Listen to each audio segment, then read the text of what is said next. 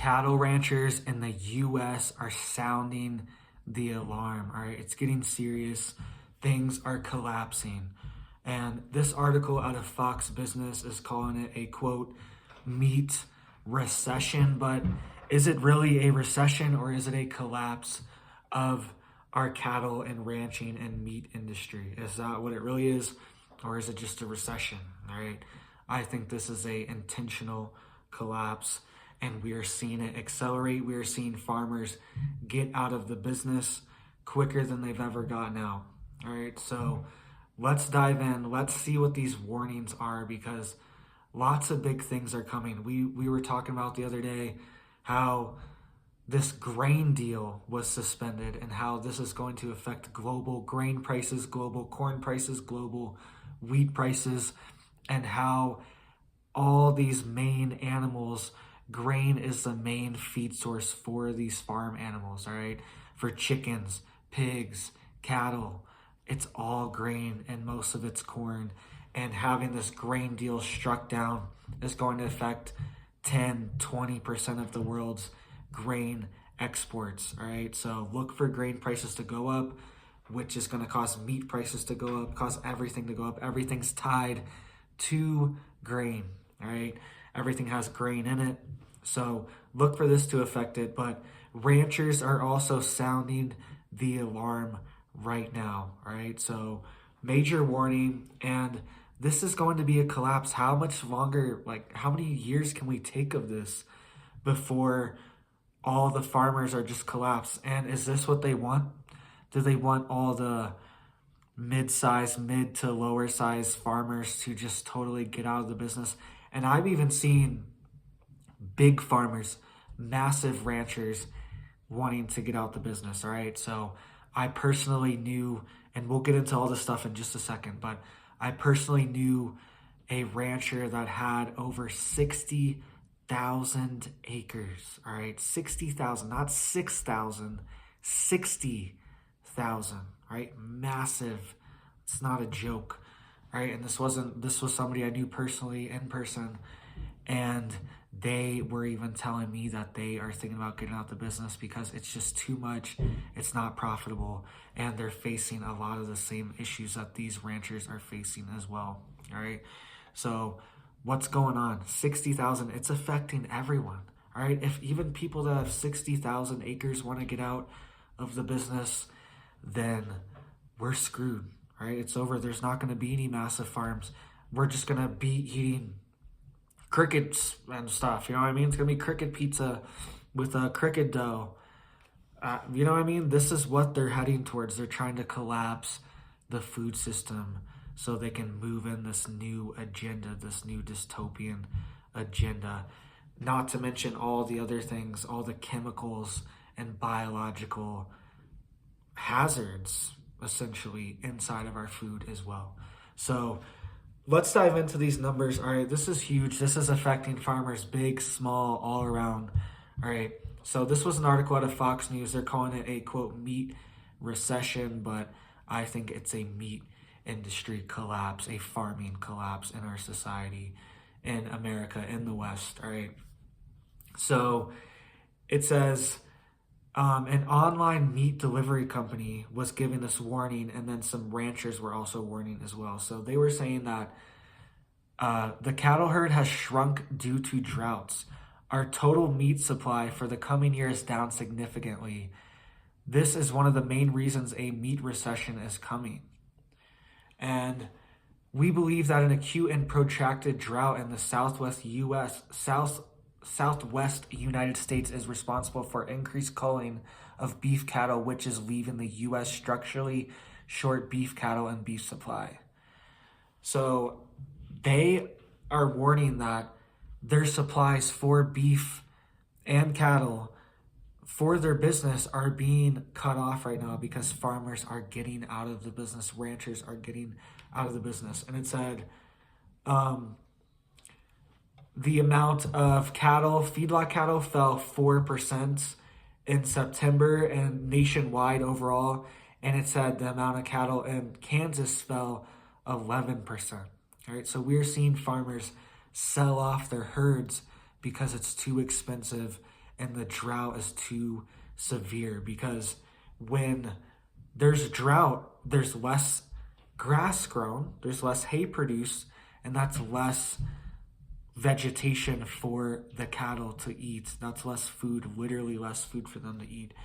And then what do the ranchers have to do? They either have to get rid of the cows to equalize the amount of grass that's being grown in this drought condition, or they have to spend more money and bring hay in, buy hay or whatever their feed is, and spend more money on that when they could just be ranching and having their cattle out there just eating grass. That's the whole point of ranching, is you have a lot of land and the cattle can eat the grass, so you don't have to pay for the grass, right? You don't have to pay for the feed.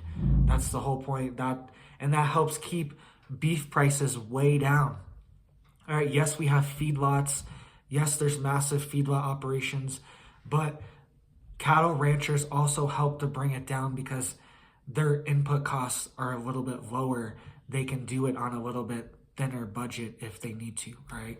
But this is squeezing them, and it's saying areas such as Texas and the panhandle of western Oklahoma and southwest Kansas in particular have not experienced material precipitation since September 2021, according to the U.S. Drought Monitor. All right, so areas of Texas, western Oklahoma, and southwestern Kansas have not received any kind of precipitation since September 2021. In over a year, they haven't received any rain or precipitation. This is a huge problem, all right? I drove through western Oklahoma. It was so hot a couple months ago. It was 100 plus degrees. The wind was crazy blowing. It's almost a desert out there, right? It's kind of sad. And there's ranchers out there trying to have their cattle, and they're in 100-degree blowing wind heat, right? This is too much for the cattle to take. We saw this incident in Kansas a few months ago where it was over 10,000 cattle just dropped dead out of nowhere, all right? Just collapsed. A rancher just came out and found his cattle. And there was a lot of speculation of what actually happened, but even if it's just a drought, even if it's just heat, this is a massive threat. This is a massive worry for the farmers, okay? So let's get into what this rancher said too, okay? So this person said, quote, "I know firsthand, we have sold most of our cattle. When we don't have rain, we don't have grass for them. When you have to supplement with hay for them to eat, it gets too costly. Once you hit a point that you're not going to make anything or the return is negative, you sell the cattle. It takes a long time for the overall herds to breed, calve, and grow big enough to harvest. I have a ton of friends who have gotten completely out of cattle raising as well. It is a simple supply and demand issue, really more than a recession. Like they said, demand is still high, but supply is low, equal more costly products." So they're even saying, we don't have grass. The grass is not growing because we are in this prolonged drought and we have been forced to sell our cattle, right? This is very sad for people that have generations. This person that I know, this is generations of cattle ranching, right? Of 60,000 acres of ranching, getting, accumulating land. A lot of it's under trust, land trusts and stuff like that. But this takes generations to build up a business like this, the connections, all of it. And a lot of people are just saying, I can't do it. I have to get out. It doesn't work for them financially. And a lot of people, their family doesn't want to get into the business as well. They don't want to get into farming, Their kids don't want to take over the ranch. So they're just selling their land because there's a lot of value in the land, but then that entire ranch, that entire farm is gone, essentially forever. It's probably going to be sold to developers or, plotted out eventually, things like that. It never stays as it needs to stay, right? It might be sold to some ranchers in the area, but it's never going to be the same ranch it was, all right? Here's another one. It says, quote, "Here in East Tennessee, our prices for calves at the market continue to be low and dropping. Fuel, feed, equipment, etc. have gone through the roof, yet our return at the stockyard is entirely too low." Right? So they're saying that they're paying to produce these calves and to sell them, and they're not making any money on them. Just like this guy said, it takes a long time, a lot of energy, a lot of time, a lot of effort to produce a calf or produce a heifer or produce a steer, right? A bull for meat, right? It takes a long time for these things to happen. It doesn't happen overnight. Even plants take months to develop, but this is even more extreme, more energy intensive, more labor intensive with animals, all right? So let me know what you think. Are you a rancher? Are you a farmer? What are you experiencing right now? What devastating effects are you having on your farm, on your ranch? Are you being forced to sell your cattle, forced to sell your meat? We are at a tipping point with our food economy, okay? We are seeing all the stuff shut off. The grain supply is being shut off, but then our ranchers and farmers are also being squeezed out too because it's too expensive for them.